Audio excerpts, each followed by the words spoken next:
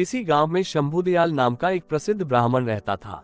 वो बहुत विद्वान था और लोग आए दिन उस अपने घर में भोजन के लिए निमंत्रण देते रहते थे। एक दिन ब्राह्मण एक सेठ जी के यहाँ से भोजन करके आ रहा था।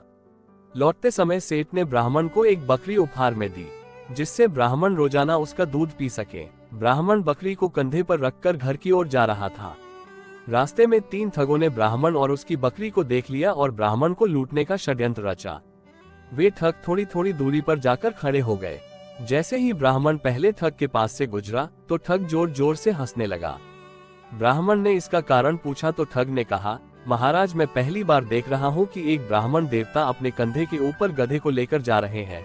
ब्राह्मण को उसकी बात सुनकर गुस्सा आ गया और ठग को भला बुरा कहते हुए आगे बढ़ गया। थोड़ी ही दूरी पर ब्राह्मण को दूसरा ठग मिला। ठग ने गंभीर स्वर में पूछा, हे ब्राह्मण महाराज, क्या इस गधे के पैर में चोट लगी है जो आप इसे अपने कंधे पर रखकर ले जा रहे हैं? ब्राह्मण उसकी बात सुनकर सोच में पड़ गया और ठग से कहा, तुम्हें दिखाई नहीं देता है कि यह बकरी है, गधा नहीं? ठग ने कहा, महाराज, शायद आपको किसी ने बेवकूफ बना दिया है, बकरी की जगह गधा देकर। ब्राह्मण ने उसकी बात सुनी और सोचता हुआ आगे बढ़ गया। कुछ दूरी पर ही उसे तीसरा ठग दिखाई दिया। तीसरे ठग ने ब्राह्मण को देखते ही कहा, महाराज, आप क्यों इतनी तकलीफ उठा रहे हैं? आप कहें तो मैं इसे आपके घर तक छोड़कर आ जाता हूँ। मुझे आपका आशीर्वाद और पुण्य दोनों मिल जाएंगे। ठग की बात सुनकर ब्राह्मण खुश हो गया और बकरी को उसके कंधे पर रख दिया। थोड़ी दूर जाने पर तीसरे ठग ने पूछा, महाराज, आप इस गधे को कहाँ से लेकर आ रहे हैं?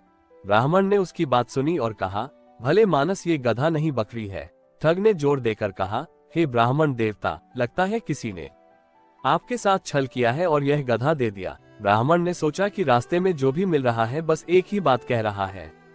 तब उसने ठग से कहा, एक काम करो, ये गधा मैं तुम्हें दान करता हूँ, तुम ही इसे रख लो। ठग ने ब्राह्मण की बात सुनी और बकरी को लेकर अपने साथियों के पास आ गया।